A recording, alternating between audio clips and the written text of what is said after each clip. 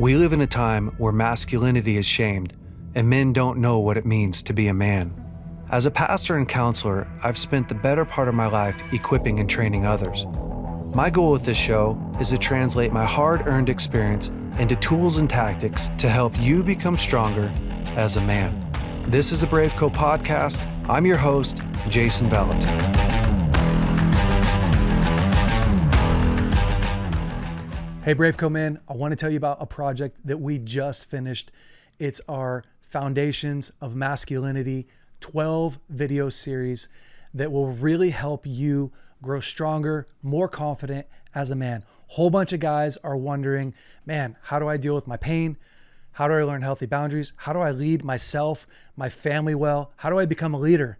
This course is for you. If you're interested in growing, take 12 weeks out of your life, dig in, do it with a friend, and really up your game. Guys, you can purchase this at braveco.org. Now on to this week's episode. Hey BraveCo men, this is part 2 of the Q&A session from the School of Relational Health that I did for the Transformation Center. Hopefully you guys are enjoying these. Have a great week. Okay, somebody's asked, how would you define abuse in relationship with self or others? If you identify that there is a pattern of abuse, what does the journey look like to break free from it? Yeah. How do you define abuse? It's interesting that they've asked with yourself or with others, like self-abuse. There's going to be lots of levels, right? Mm-hmm. So I was talking to a person in counseling yesterday, and I said, how much emotional abuse does it take to give you permission to leave a marriage? How much infidelity does God go like, oh, now you're allowed to leave? Like you reached level 10 infidelity. Like how much physical abuse is it like, oh, now you're allowed to leave? Mm-hmm. Do you know what I'm saying? Mm-hmm. It's anything that causes harm or damage to your mind, will, emotions, body. You know, we start to get into like, this is just like a really crude, simple abuse. But how much starts to be, to me, that's the real question is, you know, it starts to like, when I set healthy boundaries, right? So you could abuse me in our relationship. Like, and what would that look like? It would look like you having a really bad day and you saying something to me like, you just don't listen to anybody. You're not a great listener and you're not a great friend, like out of anger, right? Mm-hmm. Like, oh, you just brought pain. Like you just pained me. You just brought some pain. And here's the thing about pain. Your emotions can't tell the difference between physical pain and emotional pain. Yeah. So interesting. Ooh.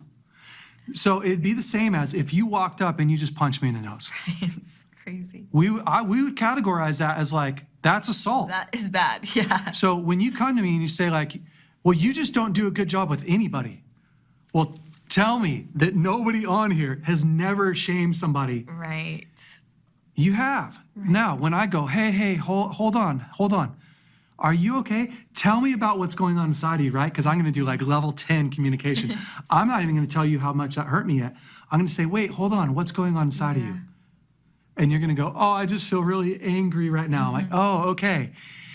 I'm going to set some boundaries. I'm going to use good communication. When you are unable to clean up your mess, to repent, right? To turn and go the other way, which repent isn't, I'm sorry, it's to turn and go the other way. When you're unable to repent, now we start having harder conversations around how long do I have this relationship?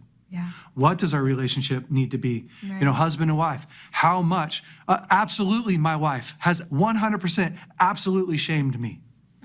100%, and I have her too. Right.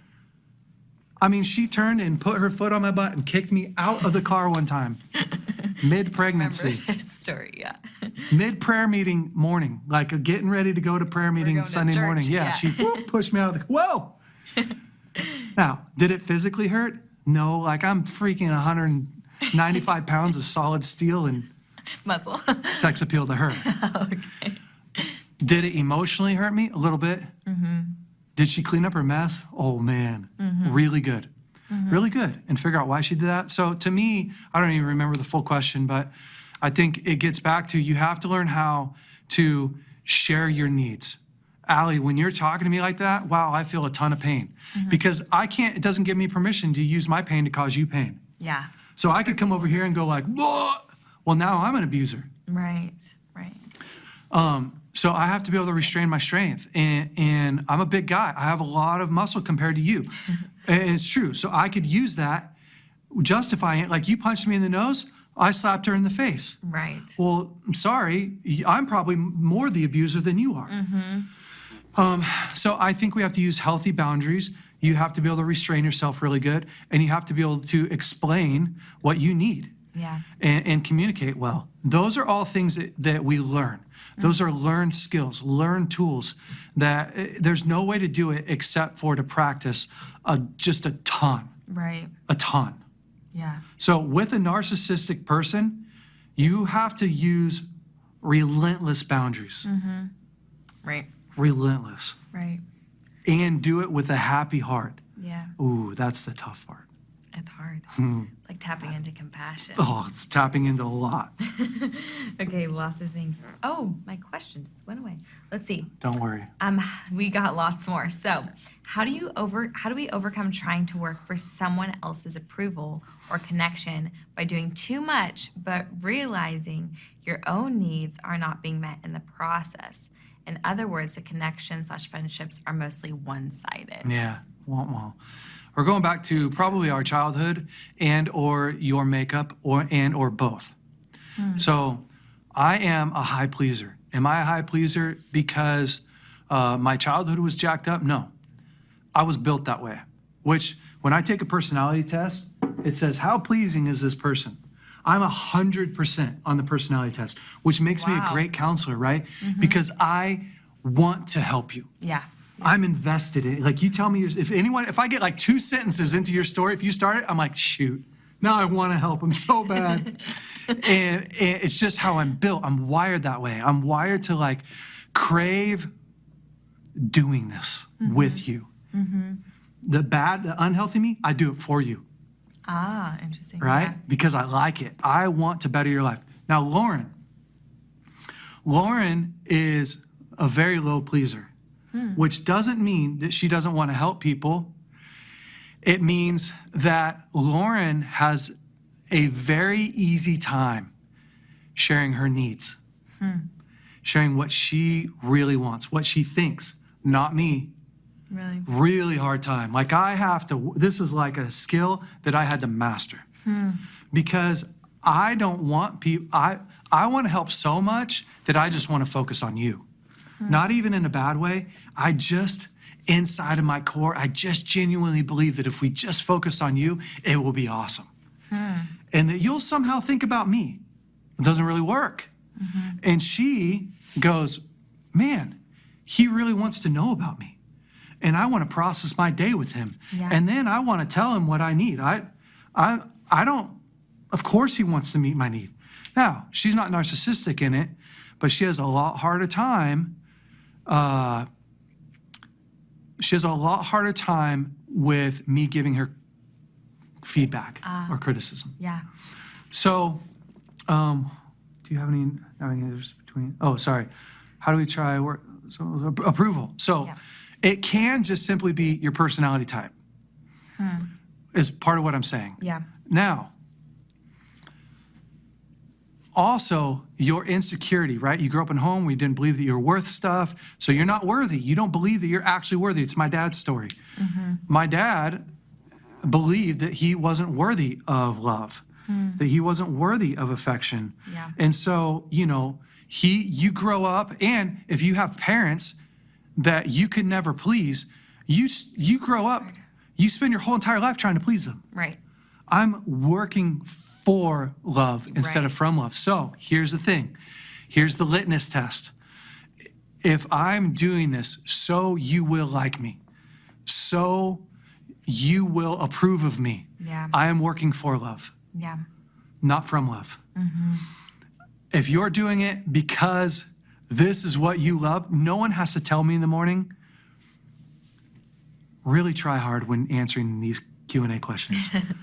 I want to help people. Right. Like, I want to stay on here and just like, okay, Answer everyone's what's another? Yeah. And I want them to like it because I just want to give you the most tools I can. Yes. No one has to tell me to do that. Right. It's built into me. I'm not even thinking, I hope they like me because I'm going to get more followers out. Like, I already got your money. I already got you on in. Do you know what I'm saying? Like, there's not much more out of it. Totally. And so I think you have to check yourself with insecurity. So insecurity would be when we start to get insecure, we start working for love versus from it. and from love. Yeah. And everybody gets to that spot. And if you don't think that you will, or you do, you just haven't met somebody that inspires you enough that you're afraid, that you really want them to like you. Like, I'll feel like, oh, I've really got this nipped in the bud. I go spend a day with John Eldridge and I'm like, oh God, I want him to like me a lot. And right? And I'm just like, oh, that's normal. I don't even shame myself for that. Right. I just go, that's really normal. He's a hero in my life. I want a hero to think awesome of me. I just have to check my insecurity. Totally. Or I'm not being authentic. Because I'm trying to get him to like me. Yeah. Yeah. That's really good. Yeah. That's profound. Okay, somebody's asked, do you have any tips about navigating the difference between inner triggers and discernment? Like, when is my discernment telling me to drop it, and when is my pain telling me to run away when I actually need to press in? Yeah. Suspicion would be another word. To discernment? Yeah. Ooh, I'm just so suspicious. So, if there's judgment involved, if you lack compassion, if you're not filled with hope. So, suspicion says, I think Allie's doing that because she just wants it to be her way. Aw. And what does that have in it? It has tons of judgment. And what does it not have? It doesn't have any compassion. I don't see your life from your point of view at all. I just see it from this discerning point of view. I don't even see it from God's point of view, right? Because from God's point of view, there's hope involved. There's a solution involved. Right. There's real understanding, and I probably play a part in it. Yeah. But most people's discernment doesn't have any hope. It doesn't have any compassion, and they don't have any part in it. Right. It's evil. It's evil. Yeah. Run. So Daniel looks at Nebuchadnezzar, who's a wicked king, Right. and he's got solutions. He's got some discernment, but his discernment goes like, oh, king, God's going to cut you down. Like, he gave you that dream. That's really what happened, right? God's going to cut you down and turn you over to your enemies. I wish this dream was for somebody else, for some other wicked king. Right. Like, holy crap. Right. Okay, perfect example. Case in point. Real discernment. Okay, so a trigger. Let's talk about triggers. Yeah. Sorry. Triggers. I'm like so into this. I'm sweating. I'm so into this. That's good. Triggers manifest in your body a lot. Yeah. So you get triggered. I start feeling angry, or I start feeling, maybe I get triggered and I start feeling sexual. I get triggered and I start feeling sad. I get triggered and I start to want to reject the people around me. And usually you can see a pattern in your life. Like, you guys should know your triggers, Yeah. at least most of them. Yeah. You should understand them. Yeah. And it's not that you won't ever get triggered outside of that, but you should really understand, because you've been alive for a long time. So you should know your story. You should map out your highs and your lows about your life, and what your life was, and how, why you felt anxiety, and why you feel these cycles, and what your cycle is, and understand it, so that when I'm around you and all of a sudden I'm like, oh, I'm experiencing some lust. It must be her. It must be her lust. You know, it must be like, that's what we do in the church. We're like, oh, I'm feeling lust. It's this person over here. Yeah. I'm a It's like, feeler. well, you're probably not a feeler. You probably have tons of triggers So interesting. that you've never addressed. Yeah. And you just blame it on everyone around you. Wow. You know? Yeah. Because it's so much easier than taking ownership. But here's the thing. When you find a trigger inside of you and it's really yours, it's so great. It's the best day because you can take 100% ownership of that and affect 100% of it. Right. So like, guys, you don't have to walk around feeling desperate or horny or sexually aroused or whatever the right word is for it.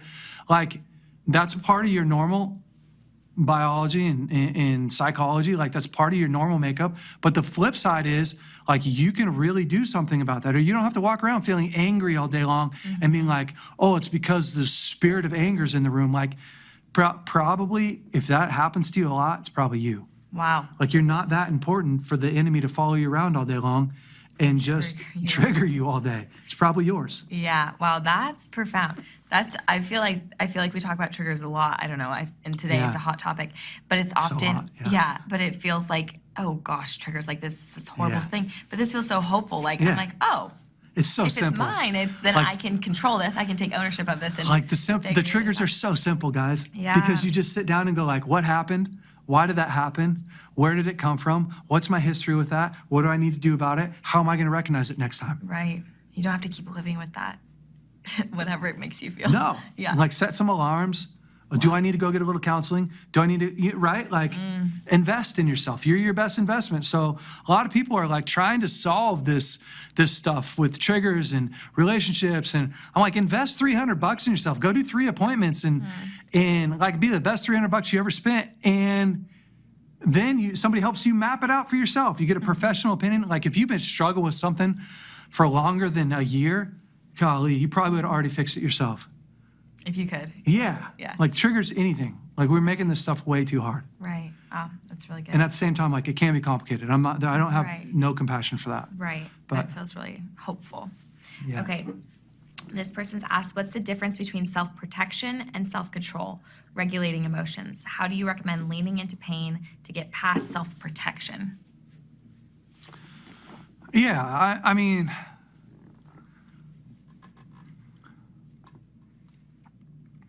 what's the difference between self-protection and self-control? Yeah. Well, self-protection, like, I'm getting into, I am deeming that something is harmful. I'm assessing that, you know, when I'm wrestling with Edie, there's nothing in me that's self-protecting. Right.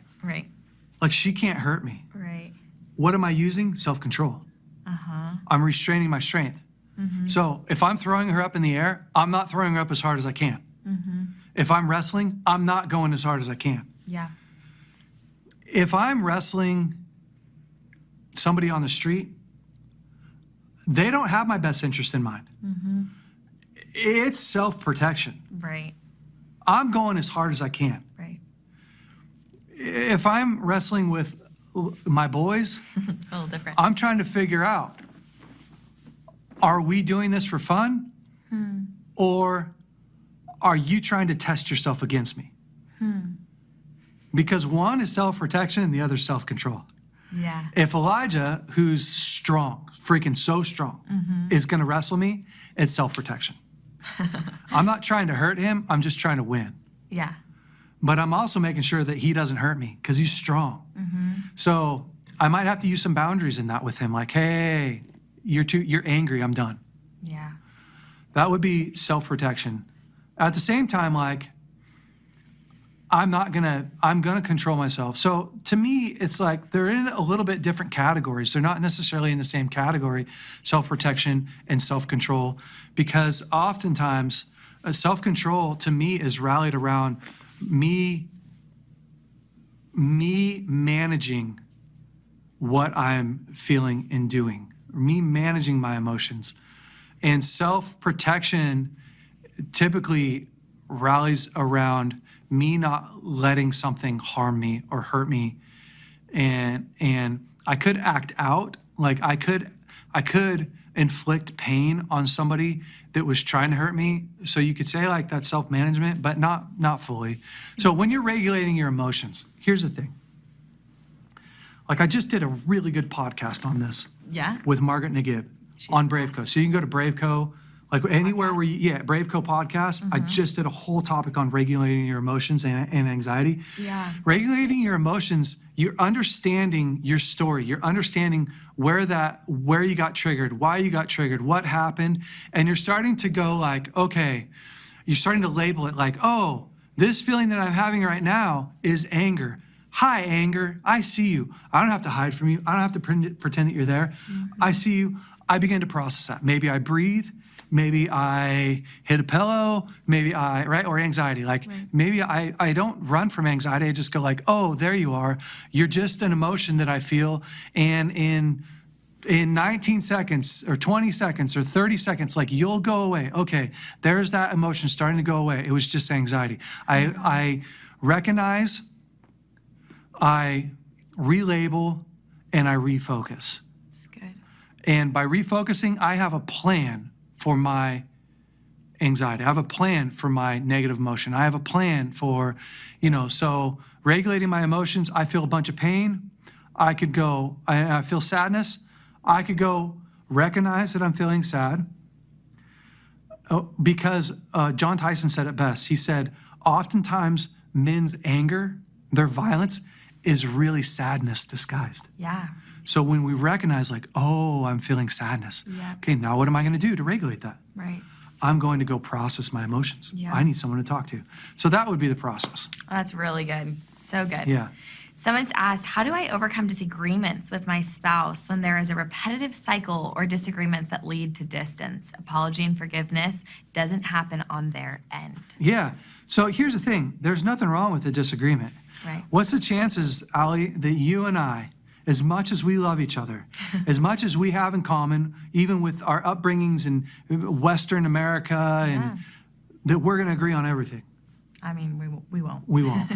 So if we make our goal agreement instead of connection, It's impossible. we're in trouble. Right, right. And how much more with a spouse? Like if Lauren and I make our goal agreement, I need you to see what I'm saying, the way that I'm saying it, and agree that I'm right. Well, now I have to bring in manipulation. I have to bring in control. Yeah. I have to bring in all this witchcraft because I have to somehow get you, or you have to get me to see you in order for us to be in agreement. Right. And hard. yeah, and so, you're just never going to do it. And a lot of people make their goal agreement. Or they make their goal in their home peace. Like the goal with my wife, it's I just want to have a peaceful relationship with her. Well, that's roommates. I mean, that's what I have with Airbnb people that rent my upper room. Right. Like it's peaceful. Because if it's not peaceful, I will do something to make it peaceful. Right. I'll call the cops. Right. I'll aim my guns at you. I will do whatever I have to do to create peace. So you can understand how in a relationship, it becomes very manipulative, becomes very scary, we become distant.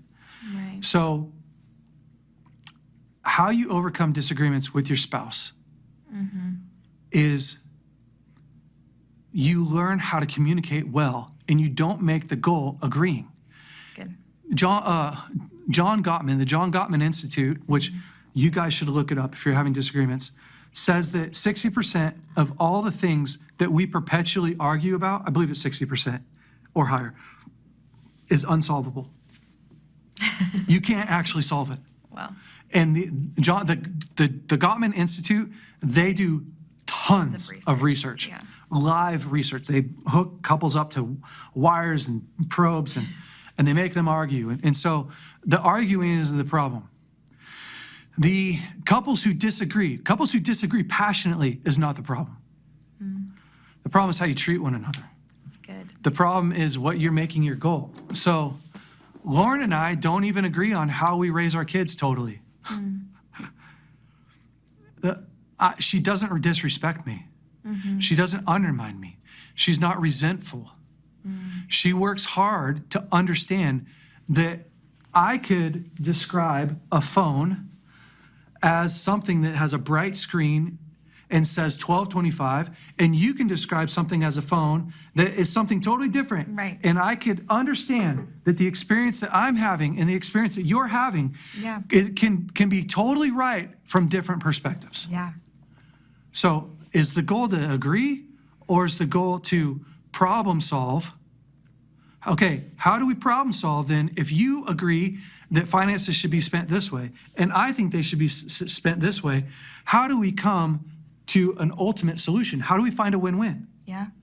So you guys are making agreement the goal, and you're going to have to do a lot of work on your communication. So, which I'm not going to go into that right now. If people ask me, like, how do we communicate good in a relationship? I'll go over it. But I'm not going to do that. Danny Silk has incredible tools for this. The communication dance, he's got a whole bunch of tools for this. I would really encourage you to get that. I would encourage you to get the Boundaries book and understand those. I would encourage you to, do some research with the Gottman Institute. The 7 Principles for Making Marriage Work is a book that I've studied and read from the Gottman Institute. Incredible. Yeah. So hopefully I did that enough justice. Yeah, that's great. That's good. I've used you for every example. They're just like, oh man, I wish he would leave her alone. She must feel so horrible today. I don't. It's great. Let's see. This person's asked, how can we continue/restore connection in a ministry when trying to implement new tools that the head leadership doesn't agree with? So here's the thing, is more is caught through our actions than what we teach. It's really good. And when it's hard, like you got to play the end game. So I am trying to teach through actions before I'm teaching through words. It's really good. My kids, and okay, if I'm you, I'm trying to gain leadership in people's lives through permission. So, for instance, I hired my assistant over here. Her name's Kelsey. She's incredible. Kelsey will do what I'm telling her to do because I pay her. And I could tell Kelsey, hey, I want you to do my schedule this way. And if you don't, I'll fire you. Well, John Maxwell calls that the first level of leadership. It's positional. Yeah.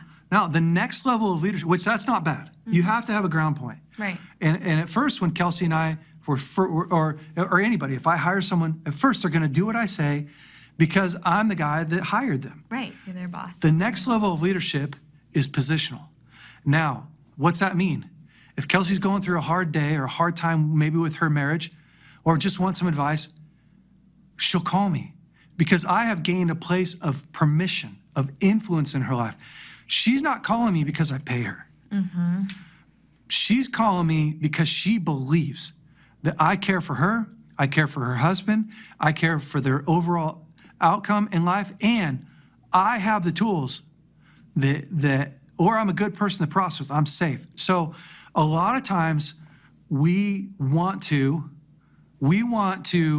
people to know and to follow us and to do what we say because we know. And if you just did what I said, that's parents with kids. It's like, God, if you just do what I said, you wouldn't be in this stupid mess. Well, here's the thing. They're your kids, but you don't even have permission in their life. Yeah. Because instead of seeing the leader in them, you're always talking to the loser in them. And whatever you talk to, that's what they'll become. And so they believe that you think that they're a loser. They don't believe that you think that they're a leader. And am I guilty of this in different areas? Absolutely. Have I done this with my kids? For sure. Yeah. The goal is to work your way into deeper levels of permissional leadership in people's lives. It's so good. And when I can do that, and I can build trust through repeated success in my dad's life, in Dan's life, in Bill's life, in Brian Johnson's life, and I'm going through our senior leadership team. Yeah. When I can go through repeated success so they look at my life and they go, ooh, he ran the transformation center good. Ooh, he ran his own life good. Oh, he's got great history over here. When I say, hey, I think we should really look at this. Yeah. They think through it. Right. He's got a track record. Right. You've built trust. I think it's a quote that Papa says, but he says, a prince can make a prison a palace. Yeah. Like you can step Story in. of Joseph. Yes, but you can step into situations and just who you are begins to transform. Yeah, it's a bummer that we have to stop in half an hour. I know. This time just we could fly. just keep going and Yeah. going. It's so fun. If only we had snacks. Do you know what I mean? You and me. I know. Can we get some snacks? Kelsey, give me some snacks right now. Because you pay her, she'll do it, right? Yeah. She probably would. She would. Okay, here we go.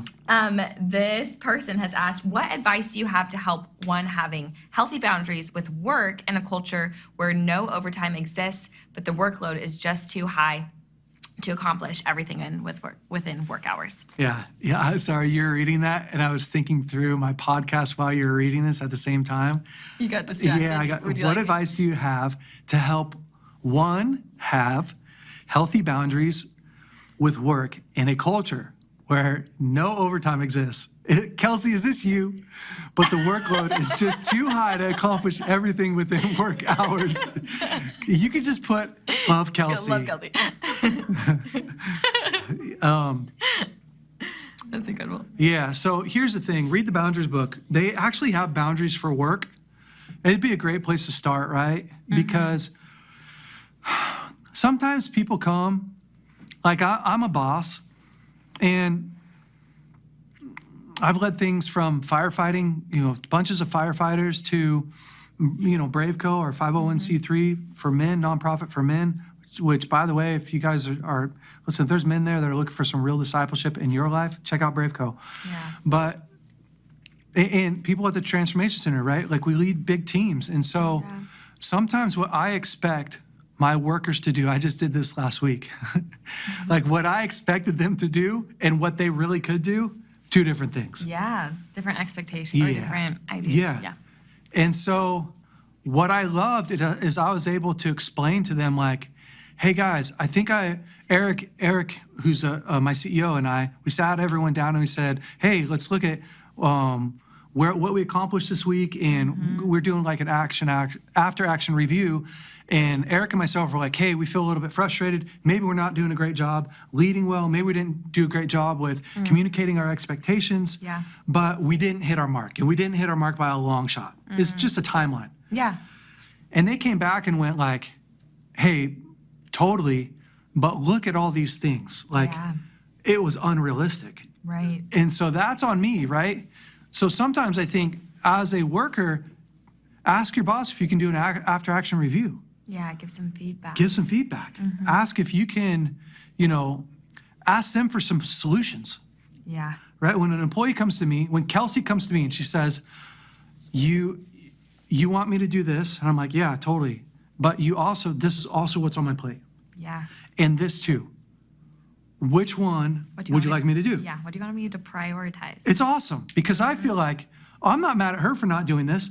I'm the one that said, okay, don't do this and do this, and it makes me powerful. Yeah, and then you're both on the same page and win-win. have the same expectations. Yeah. Yeah. And so now, if they say, well, I think you should just get it all done, then that's where you have to go, hey, listen, I can't. Yeah. I don't know that I can. Kelsey could go, hey, I just can't do all of this. Yeah. It's just not me. Maybe you need somebody that can. And you have to be okay with that. Because here's the thing. In order to live a healthy, whole life, you have to be okay with the people around you not being okay with what you can really do. Yeah. Because otherwise, you're going to have to manipulate everyone. You're going to have to live an unauthentic life. Like, this is really who I am. Somebody might be able to handle that workload. You just can't. Just be okay with it. There's lots of jobs out there. There's lots of places but you don't love your life, and they don't love your life when you try to fake it and you try to live up to an expectation that you can't fulfill. So read the boundaries book, invite them into the process, do an after action reviews, ask them which thing they'd like you to put down. If you're still not enough for them, you're just not enough for them. It's not a commentary on you. Yeah, that's really It's just a commentary on the job, and it's a commentary on what they want, and it's a commentary on the systems. fit. Yeah.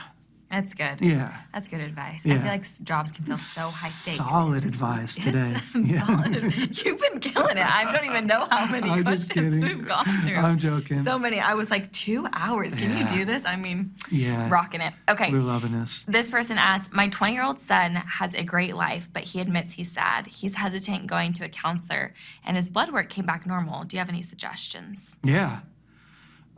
It's normal to be hesitant going to a counselor. Yeah, it's intimidating. Yeah, it's intimidating. Your first time, you're like, what do I expect? It's all good. I would just go, oh, that's really normal. What do you think is going to happen at the counselor? Like, we're afraid that they're going to find something wrong with us, you know? Would you be afraid, okay, if your car only does 75 miles an hour, right now, for starters, how many of you would be okay with your car only going 75 miles an hour? It's a really interesting question, right? Does anybody actually need their car to go faster? Why? I mean, you're breaking the law, right? Right. You drive 80 miles an hour, you're breaking the law. Okay, but I still wouldn't be okay with my car driving 75 miles an hour. So would I not take that to a specialist to get it to go 110? I 100% would, and I wouldn't be afraid to do it. Somehow, culture has put this weird pressure, this weird unspoken like weirdness around counseling or Yeah, coaching. there's like a stigma. Yeah, the stigma, thanks. That says like, something's wrong with you. If you're like, okay, but you're just talking to somebody who knows how to make your car go 150. Yeah. No factor, no problem. Let's do that. So, but here's the other thing.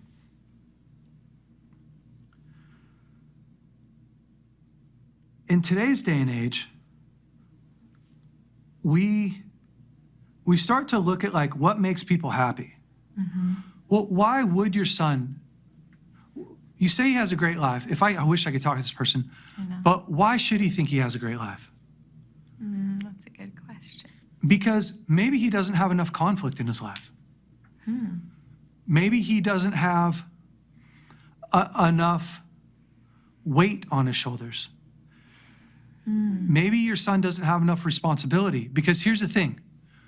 Responsibility gives us purpose. And when we remove the responsibility and the weight from our kids' lives, and then we go, well, you have a great life. Right. You don't have to do anything. Don't feel powerful. And you don't have anything you're proud of. Right. Like, my son's got a great life, and I'm not mocking you. I'm literally saying, like, this is what we do. We go, like, my son's got a great life. He can play video games all day. He can go to his friends whenever he wants to. But he's 20 years old. So he's looking at everyone else's life going, and not knowingly, he's going like, wow, they have responsibility. They're important people. They have weight. Somebody's counting on them. They have confidence. My question to you is, does your son have confidence in his self? Does he have confidence in his abilities? And you only gain confidence through doing. You can gain courage by me encouraging you, but you can't gain confidence in yourself, so maybe he's not confident in himself. And if you're not confident in yourself, then you don't risk it all. And where's the reward if you don't have any risk in your life? And where's the real satisfaction in life when you don't actually have any real rewards in your life except for artificial rewards? Yeah. Which come from TV screens and energy drinks and stuff that you didn't have to work for. So my thing is like, do a better assessment. First, let's do a real assessment. Is your son working? And is he working hard? Is he doing something that he feels proud of? And is he being challenged?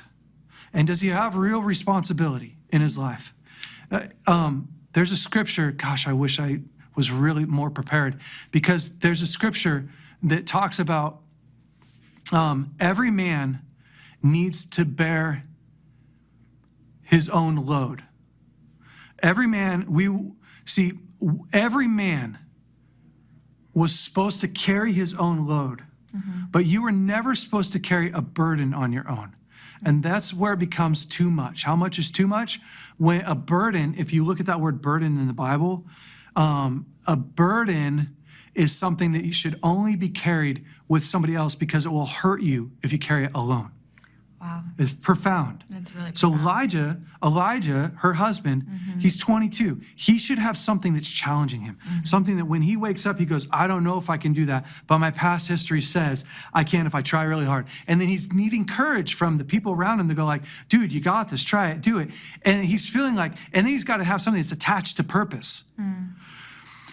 Because you can have all the healthy blood work and all the healthy dopamine in your life, but it's not healthy blood that makes us feel like this life is awesome. Eventually, you're climbing the ladders of why people work, why people live, why people feel like life matters. It's because I have an influence and I have purpose and I'm needed and we have lost almost all of that in our culture today. Yeah.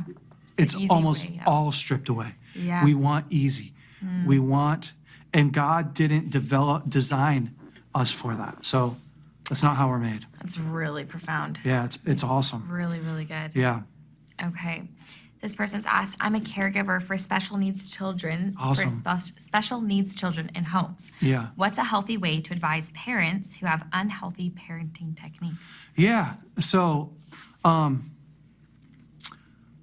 you can do it very suggestive. So maybe even talking to the organization that you work for and going, hey, there's a couple of parenting courses that I think are awesome. What if I could get a discount to them and give it to anybody who's in our organization that wants to, like anybody, any that parents wants who to are part of this, right? Yeah, like I know that if you called Danny Silk and said, hey, I'm so-and-so, and this is what I do, can I get a 10% discount code? Yeah. Like the chances that he would go, yeah, pretty high. Yeah. And then, but here's what that enables you to do. You can now send an email, or you can tell all of your clients, parents, hey, we have this program that's awesome, Yeah. that gives you 10% off. We're not even making any money from it because we believe in it. Right. And we're not assuming that you don't know how to parent. We try to equip our parents with the best tools possible, because how could you know how to care for your special needs kids unless you were trained? Right. So you take the shame off of it, right? Like you send an email, or you learn how to say, and this is what we should do for marriages. And this, like, how could you know how to raise kids I know. Yeah. unless you learned? Right. You shouldn't know how to raise kids. Right. And you shouldn't know how to. So you take all the shame off of it so they're willing to buy into it, because what they hear most of the time is, shame on you, you should. And they don't want to buy into it because they're having to admit that they're not good. Right. Instead of go, oh, want to upgrade? You want to upgrade your skills in parenting? Want to go to the next level? Want to, and it's just another way to inspire people. Yeah. So, that is great. yeah. I love that. This person's asked, is there a point a person can reach a total inner healing? Or am I just operating in a mindset of perfectionism? Yes, you are. Really? Yeah. There's you are. You'll continually be on a healing journey. Is that right? Yeah, you're going to. Okay. You're going to. There's no way to measure it, for starters. Like, how do you quantify that? I know. Like, I think that's why sometimes it feels so out here. it is so out there. Yeah. Like, oh, I need no more healing. Yeah. You're not. None of us are going to be Jesus. And so to aspire to be perfect is probably, coming out of our perfectionism. Like, if I'm perfect, then I won't have to work on anything. Here's the thing. You're going to go through so much stuff in your life Right. where you're going to get wounded.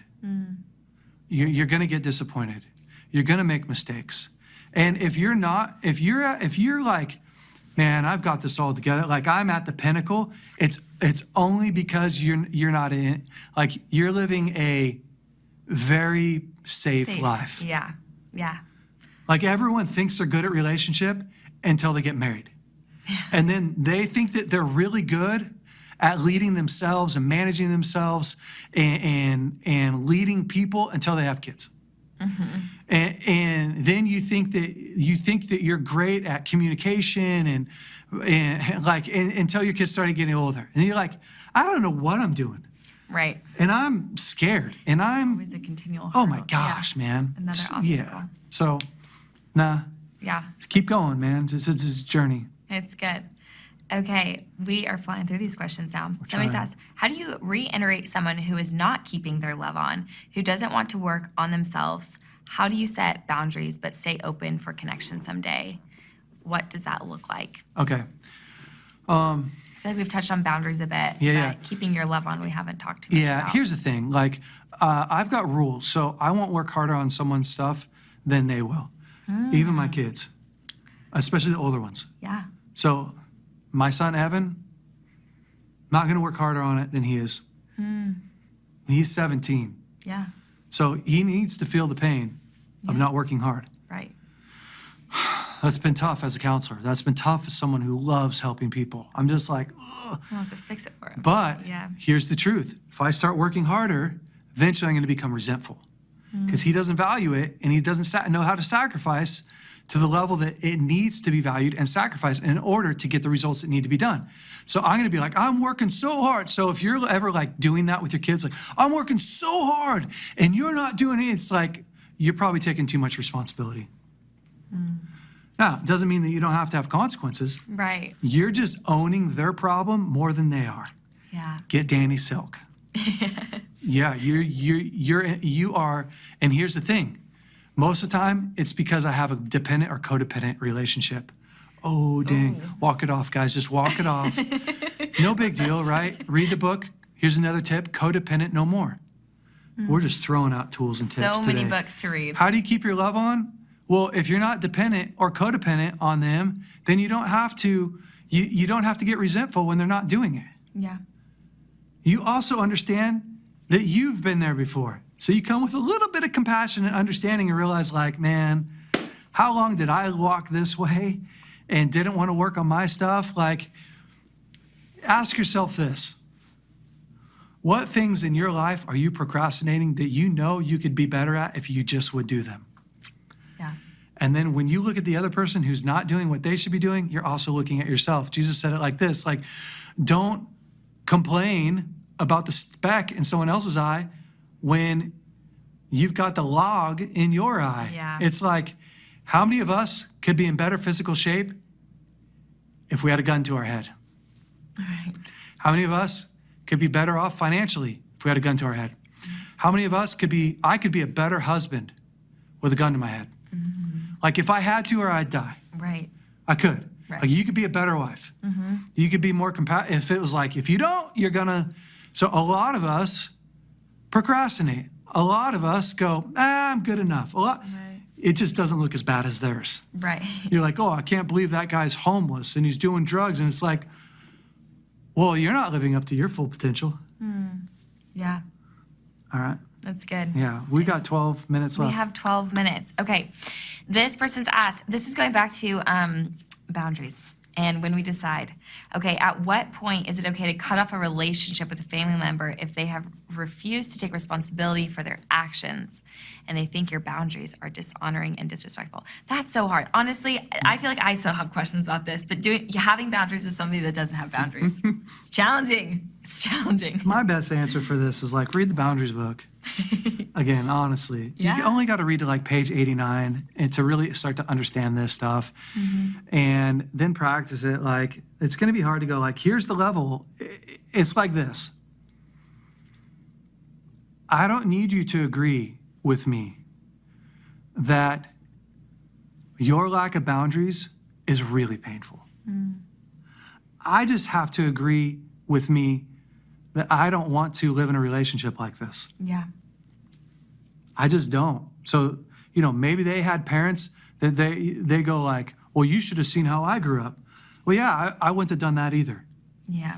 I wouldn't do this. Right. And I won't do this.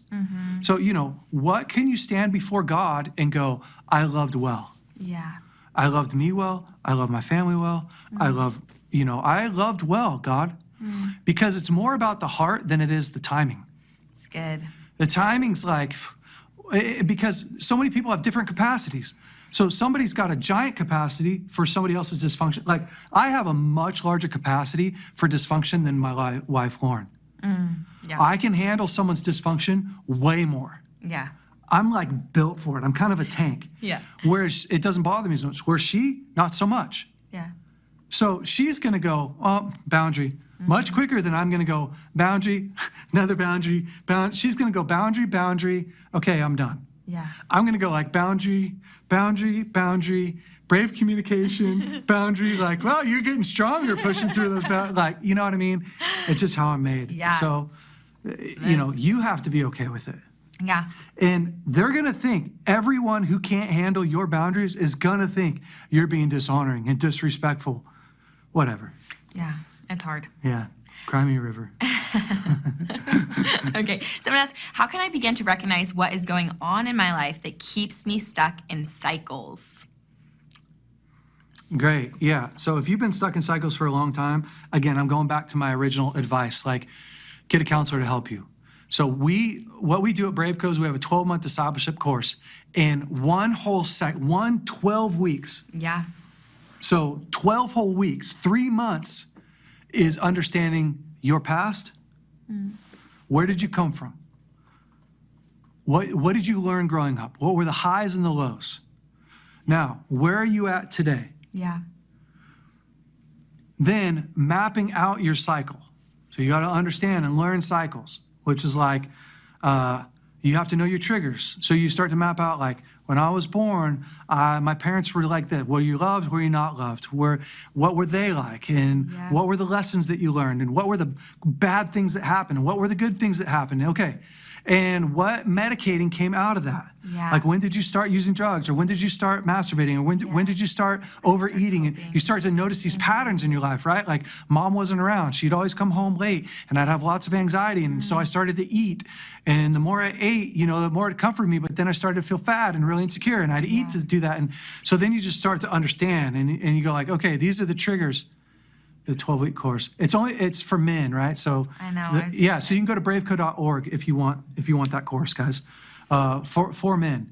And actually, I'm going to pitch it. Go for it. We just did a Foundations for Masculinity, which is our 12-week course for anybody can buy it, men or women, but it's for men. Okay. Foundations for Masculinity, or of Masculinity.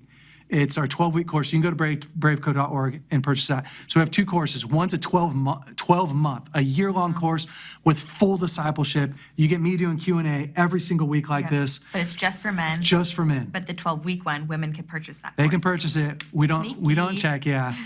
But and they get access to our private Facebook page and stuff like that. Okay. So ladies, like for your man, there's no better better thing. Yeah. Yeah. Okay. So, but recognizing cycles is, to me, is a process of understanding your story. Understanding your story, because you have to understand your story, because your story also paints a beautiful picture of your future. I mean, it really does. It's math. It is math. You do this, your parents did this, they raised you like this. It's 1 + 2 = 3. You're acting out here. Yeah. So, and then, you know, it's just a whole nother story of how to get out of cycles, right? Because you have to break shame, and you have to you have to acknowledge the triggers, and you have to have an answer for the triggers, and it's a whole entire deal. That's why it's like, yeah. Yeah. That's great. Does that feel good? You feel like you concluded the I would need like way more time. It's way more time. Totally.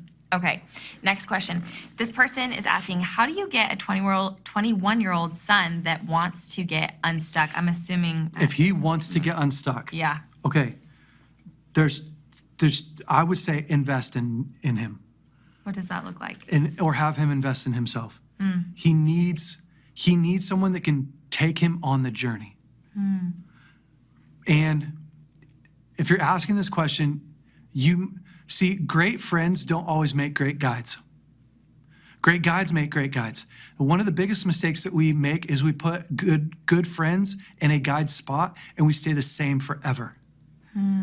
But if you really want to get to some place in your life, you have to put a guide there. If you want to get free of debt, put a good guide there. Because if your parents have debt, there might be a great place to talk about, but they're probably not a great place, like an awesome place to like learn finances from. Yeah. So get a guide. Now, to the level that you are willing to sacrifice monetarily, time, emotionally, that's the level of breakthrough that you're going to get. Yeah.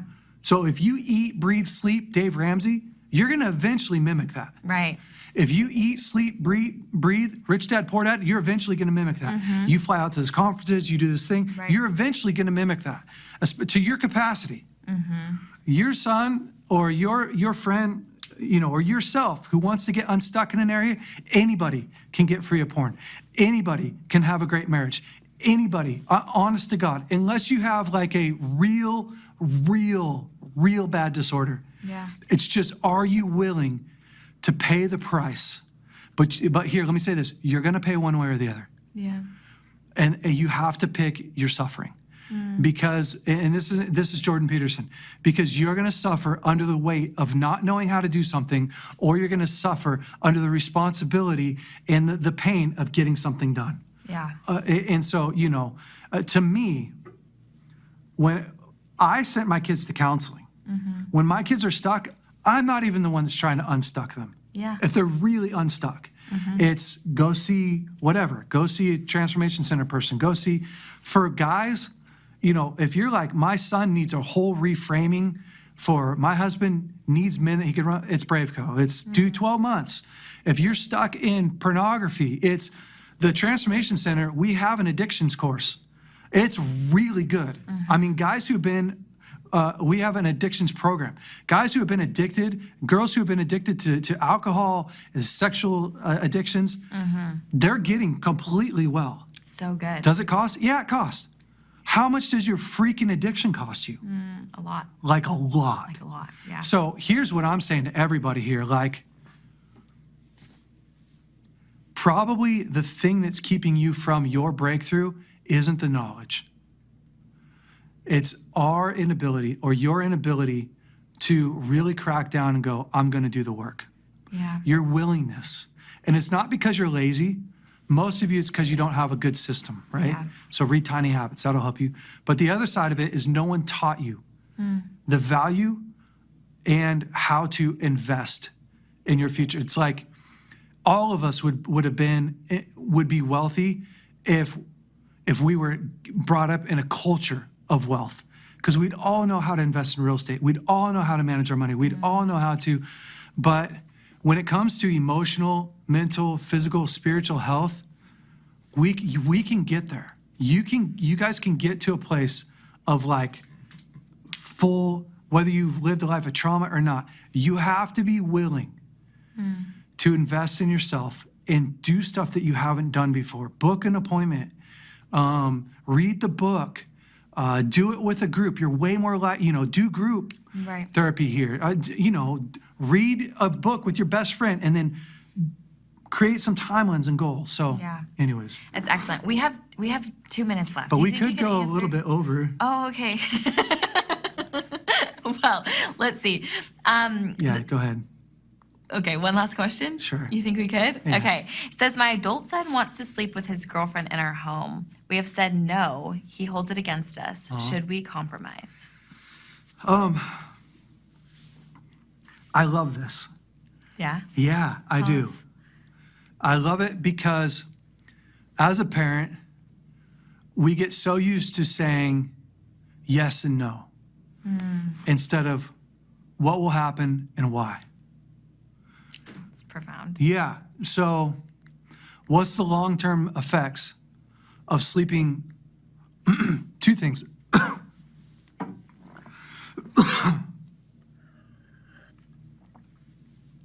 What's the long-term effects of me violating my conscience as a parent? And what's the long-term effects of you sleeping with your girlfriend outside of marriage? Yeah. If you taught your kids that you don't sleep with a girl till she's married because it's sin, then I'm sure he's frustrated. Yeah. But if he actually understands what happens emotionally, mentally, physically, why it's important to withhold, what that does to building confidence in your life, what it does to building trust in a relationship. See, here's what he doesn't understand. He doesn't understand how to build trust in a marriage and trust in a relationship. And he doesn't understand that delayed gratifications in his life is one of the best ways to build his life. It's also one of the only ways that she'll know if she could really trust him in marriage. Yeah. And he doesn't fully understand, isn't convinced that building trust in marriage before you get married is one of the best things that you can ever do. And he doesn't understand that 40% of marriages are going to end in divorce, and divorce is something he's going to have to pay for his whole entire life. But he can mitigate that risk. He can mitigate that if he just can stick to his core values. He doesn't even have to have the same exact core values as you.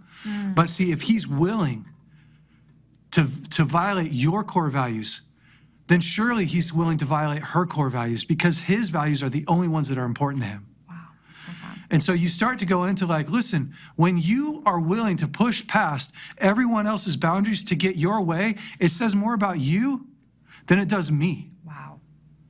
Because that level of selfishness, self-centeredness, self-seeking, that actually makes for a miserable life. That doesn't make for a happy, healthy life. And I don't care if you're a Christian or non-Christian, this is the truth. When you live a life of self-seeking, you should allow me to do what I want to do in your home because it's what I want to do. That leads to a life of pain and discomfort. I'm unwilling to set you up for that, son. Wow. Unwilling to do it. I'm also unwilling to look at myself in the mirror and to violate my conscience every day, believing that I'm setting you down a path of destruction. So if you want to carry the burden and the weight and the responsibility of violating the culture and violating the values that I brought you up with, which I'm not even saying shame on you, I'm saying that's something you're going to have to answer for. And knowing that this isn't the best way to build trust in a relationship. And if this goes to marriage, if that's what you're justifying, we're going to be married, this is the worst way to start out a marriage. Because you can't start out a marriage and create a healthy foundation by going, I will learn how to restrain myself. I will learn how to restrain my temptations. I will learn how to put my needs aside to meet other people's needs once I'm married. It's the worst, hardest place to learn these lessons. So your son is building a foundation for his marriage that is rooted in selfishness and rooted in instant gratification. And he's going to reap the the consequences for that. So all marriages, all life is a big math equation. That's all it is. In some grace from God. But the rest of it is a math equation. My wife trusts me because I delay my gratification. My wife trusts me because I take ownership. My wife believes that I am worthy of love because I treat myself like I'm worthy of love. My wife, Lauren, believes that she can be open and vulnerable because I treat her like that. I handle her mistakes. I take ownership from it. It's just a big math equation. Yeah. This plus this equals this. And your son is not going to outlive, outmaneuver the odds. He's not going to beat that. But we think that we are when we're young. See, the other thing that he has to understand is that when we're young, our frontal lobe isn't fully developed. Yeah. And so we don't do cause and effect very well. And he's not actually thinking from a place of cause and effect like you are at 40 or 50 or 60, where you are able to do the correct math. They don't do that. That's why, young people are way more prone to be in car accidents, or way more prone to jump off bridges and do stupid things. It's because they don't actually think rationally all the way through it. And so you have to help him think through that. And I'll tell you, if you can't have this conversation with him this honestly if you don't love him and if it's not full of compassion. But I started having these kinds of conversations with my kids when they were really young. Why do you go to bed at 8 o'clock instead of 10, Elijah? I had that conversation with him at 11 years old. Why do you have to have a bedtime? Well, let's talk about it. Let's talk about the science behind it. Let's talk about what happens if you can't regulate your emotions well. Let's talk about if you don't get to sleep early enough, and then what happens in the morning. And I'm putting you on for, like, we got to get out of just saying yes and no. I'm the parent, you're the kids, and really have real reasons. So good. Yeah. Man, that was profound. That was just packed full. It was so good. Yeah. Wow. Guys, y'all are awesome. And thanks so much for sticking it out for 2 hours and listening to Allie and I. Hopefully this added value to your life. And hopefully, what you came here for with the School of Transformation was, what you expected. Yeah. We have a couple other, I don't even know what we've done, but we did a School of Emotional health. Emotional health. And spiritual health. And they're equally as good. Yeah. Like if you went, wow, this was really good. Our School of Emotional Health was phenomenal. And our School of Spiritual Health was fantastic. Yeah. Like we don't do things halfway. No, excellent. Yeah. So good. And don't forget that you have 2 sessions that you can book at the Transformation Center for a discounted price No way. if you attended this. I know. We just have gifts all around, gifts and surprises everywhere. Yeah, so use those. Yeah. Use those, use them up, come expecting, come looking to really grow yourself. And in this season, like, I want to encourage you guys, because most of you are on here asking questions to grow. Yeah. Set yourself up for success by really asking yourself, where do I want to be 2 months from now? Okay, then back that up. What do I need to do today to get to that? So don't be like, oh, I'm going to book an appointment. When are you going to book an appointment? Like, when are you going to sit down to look at your calendar too? Because we just don't, right? Right. I'll get to that when I'm in a crisis. Yeah. Lauryn Hill, who's a singer, said, the road to hell is paved with good intentions. And I believe that. Like when I look at my life, I don't execute good in my life because I don't pick a time. I don't pick a place. I leave it for a suggestion. I leave it for like, somehow I'm going to fall into this great, awesome life. You're not. Yeah. So all of us, who you listen to teach, Danny, myself, the psychologist, Bill, we're practicing what we preach. Yeah. We're sitting down and going, okay, what's 2 months going to look like from now? If your marriage is suffering, 2 months from now, what could it look like if you put effort, energy, work in it? Get the Boundaries book, get Danny's course, whatever. If you have a hard connection with yourself or your kids, what would it look like for you to sit down and take the first step? Whatever the first step is, we gave a ton of tools. So I want to encourage you guys to do that. Yeah. So encouraging. So encouraging and inspiring. Yeah. I really hope everyone feels so filled with hope after 3 days of diving deep into this stuff. And we see a lot of questions coming in about the discount code. You'll get an email tomorrow with more information of how you can book those appointments and sign up for your discounted appointments at the Transformation Center. Yeah, it's super simple. Yeah, so guys, tomorrow morning, when you wake up, after you had your coffee, open the email and ask yourself, do I need an appointment? Yeah. If you don't, awesome. Yeah. If you do, book it. When can I pencil that in? So easy. Yeah. If you book it, if you just start the process, we'll take you through the rest. It's so good. Yeah. How about you pray for everyone watching today? All right, here we go. Put your hands over your ears. No, I'm just kidding. Father, thank you for each person. Lord, I thank you that you care for everyone. Lord, you care for the people that are just feel so hopeless. This was like their last hope. Like, okay, I'm gonna do this thing. It's just like no one's ever understood me, or I've been in this hard place for a really long time. Like, Lord, you care, and you've given a clear path of connection and hope and tools. And Lord, but I ask God that you'd give that extra boost, that you would give an incredible amount of hope, or that you break hopelessness off. Or the testimony, even that I told starting out about the kids who are in drug rehab. Lord, you sent me all the way to a drug rehab across the country because you cared for those kids. Lord, do it again for each person on here. Do it again for each person on here, Lord. Would you bring them to a place where they don't lack anything? And Lord, for those people that have been grinding away for a long time, I ask, Lord, that you would break through. Lord, that they would get a breakthrough this week. Like they've been practicing and doing the tools and it just hasn't quite clicked. Lord, that things would click in their brain. That it would become easier. And Lord, that you would bless them. In Jesus' name. Amen.